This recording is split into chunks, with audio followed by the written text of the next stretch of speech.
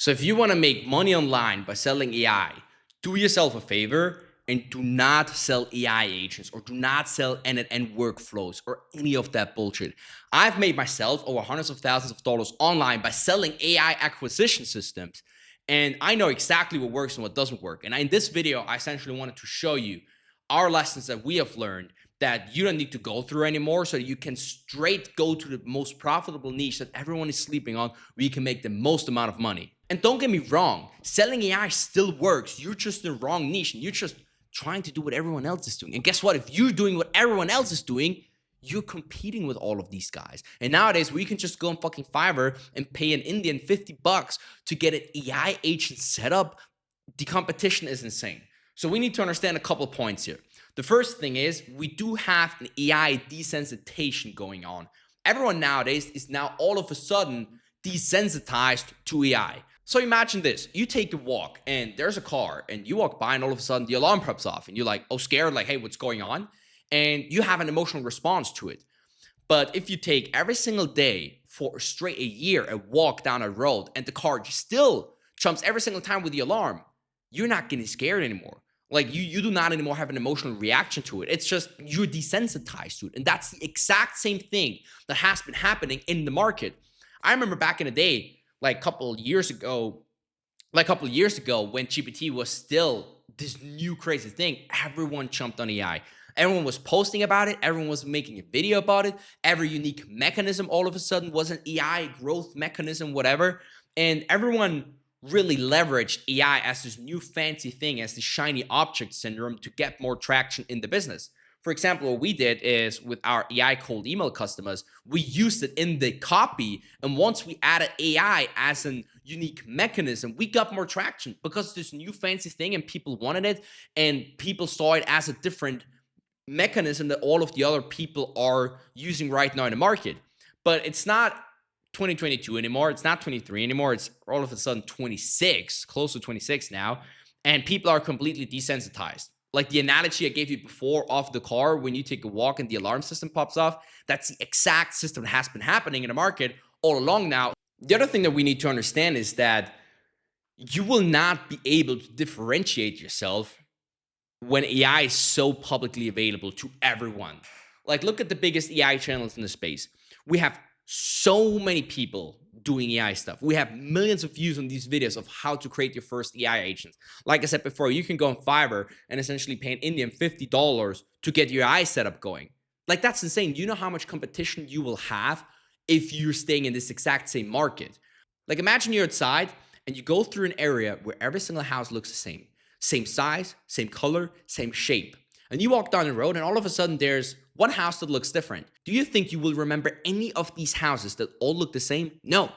But this is exactly the trajectory you're on right now if you do not have any differentiation. Everyone will look the same. If you look at the market right now, everyone is selling AI infrastructures, everyone is selling AI outcomes, everyone is selling AI cold calling bots, everyone is doing the exact same thing. So this feeling that you have when you walk through a neighborhood and you have hundreds of houses looking the exact same, there is no differentiation. And that's the thing. You never want to enter a market where you have a very high chance that you look the same like everyone else is doing. You want to have a market where you need to stand out and have a differentiation factor that allows you to have a competitive advantage, because only then you are able to properly scale in that niche. You will never scale in a niche where you're just a commodity. So with all of this info being so easily available and all of these freelancers that set this up for you for very cheap, or all of these SaaS companies that make this possible, there will be so many guys exactly looking like you, selling an AI agency, selling an AI bot, selling an AI cold caller, selling an AI agent, and everyone is just the same. You will have no differentiation at all. So that means you need to compete on price.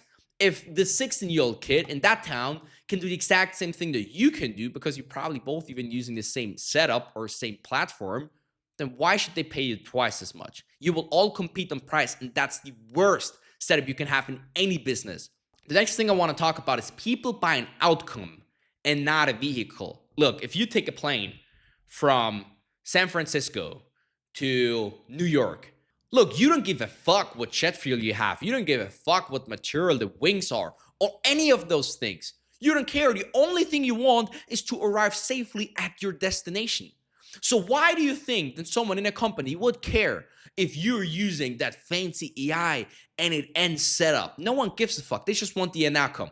They only care if you were able to deliver on the promise that you gave them in the first place, meaning more calls, less human resources needed, an increased conversion rate, an increased pickup rate, or whatever you're promising. So you need to understand that businesses will not buy AI. They buy an end outcome, and you just need to be good at providing that end outcome.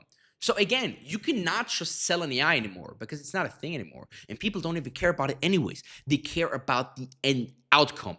And that's the important part. So all of the guys who are starting out in business, who have zero clue about business, and just try to ride the AI wave, will not have any chance, because it doesn't the fuck matter if it's AI. The only thing people care is that you will actually get them their desired state.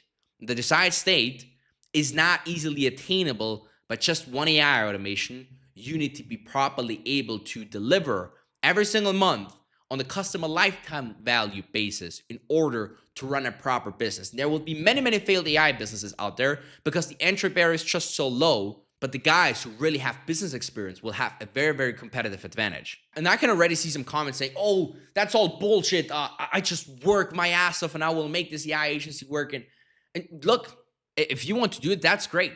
But think of it. Imagine you're in a boat. And this boat has holes. So water's coming in and you row as crazy as possible in that boat. It doesn't the fuck matter if I sit in a boat that has 0 holes and I'm just like, like chilling, rowing a bit. And there's no water coming in, but like you row like crazy, but your ship is sinking because you have holes in there. So why not go to the boat that is completely fixed, where no holes at all, and it doesn't matter how much you row. Like if you just like continue rowing, you actually arrive at your end destiny. You understand that? That's the exact same thing as here. If you're in the wrong vehicle that is not as high leverage anymore, it doesn't matter how hard you row. It's about what boat you're in. And that's the biggest understanding that I had to see for myself. That's the reason why we started to switch. That's the reason why I started to switch to AI info scaling. So to give an understanding, I can reach out to all of these other companies to sell an AI agent for med spas, to sell an CRM reactivation bullshit, whatever.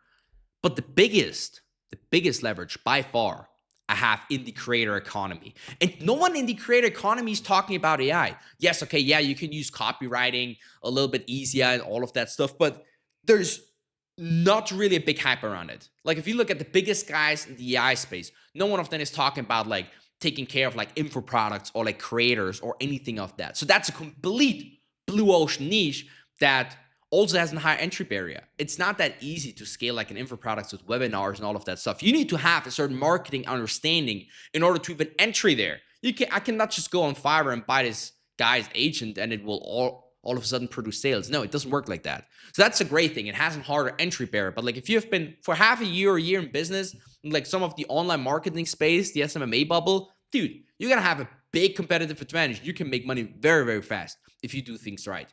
So that's the first thing. The second thing you need to understand is when I started off, so I essentially had an paid ads agency back in the day. I've helped e-com brands and info products to scale. And I was like, okay, let me get this straight.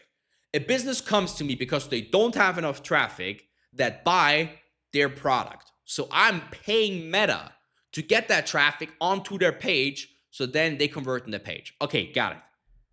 I was like thinking, dude, what if I can just find a way of positioning myself in a way where there's already traffic and I just need to properly convert them? It's so much more easier. Converting an existing and warm customer is way, way more easier than converting a cold customer. So what I started to think of is, dude, I can just go to a creator that has millions of followers and is teaching already every single day stuff, let's say about dancing. And everyone asks them about, oh, how did they get started in dancing and how are you doing the dance moves and what was their first steps and all of that. And they're still in the 9 to 5 and don't make money off that audience by selling a educational product around that. I'm like, that's insane.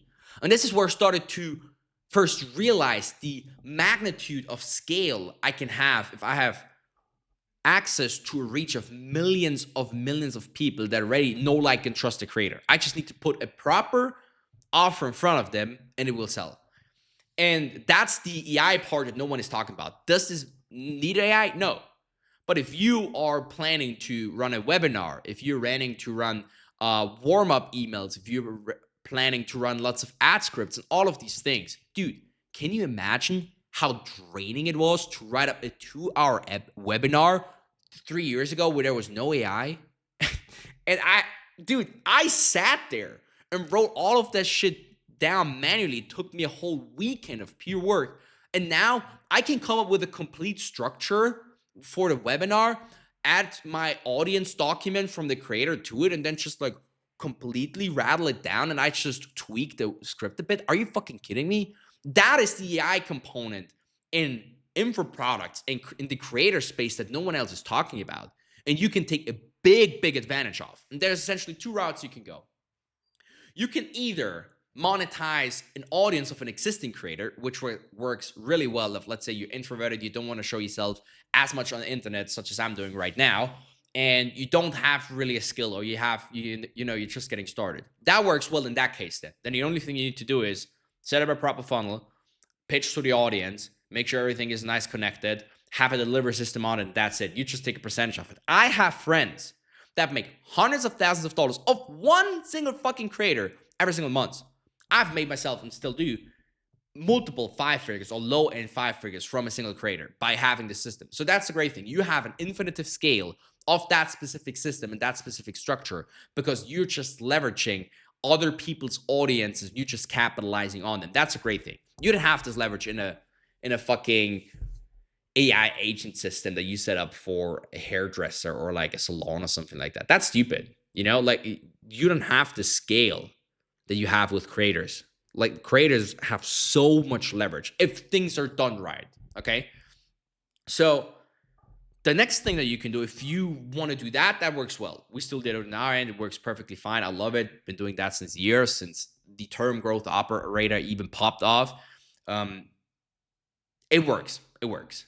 But the second part is, if you yourself have a skill, let's say you've been a setter for the last couple of years, or you've been running an agency for the last couple of years, and if you've been doing that pretty well and people are already paying you for that, why not sell educational products about it? Like literally the only thing that you need to do, sit down, record content like I'm doing right now, make content on Instagram, do that for a couple months in a row, run ads to your profile, get people into the DMs.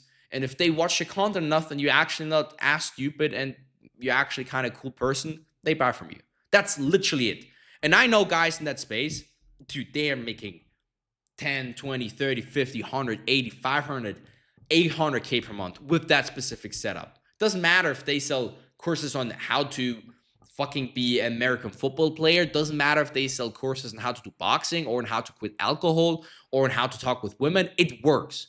It works. If you have a skill and if you connect that with the personal brand, it works. And you can use all of the AI in that process to write all of your assets, to write the scripts for your videos, to write the outline for your course, to write your ad script, to write the VSL script. Anything of that allows you to have so much simplicity behind the process, but still have the insane amount of upside that you have because you leverage another person's audience or you build it yourself.